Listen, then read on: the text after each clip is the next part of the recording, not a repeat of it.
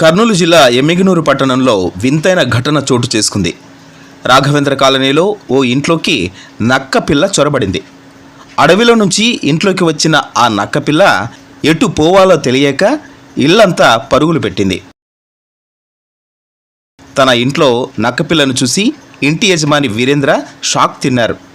తన ఇంటి చుట్టూ ఎన్ని ఇళ్ళు ఉన్నా కూడా నక్కపిల్ల తమ ఇంటికే రావడం తమ అదృష్టమని కూడా సంతోషపడ్డాడు. ఆ తర్వాత ఆ నక్కపిల్లను ఫారెస్ట్ అధికారులకు అప్పచెప్పారు. ఈ చుట్టుపక్కన ఎప్పుడూ నక్కలను చూడలేదని, ఈ నక్కపిల్ల ఇక్కడికి ఎలా వచ్చిందని ఫారెస్ట్ అధికారులు కూడా ఆశ్చర్యం వ్యక్తం చేశారు.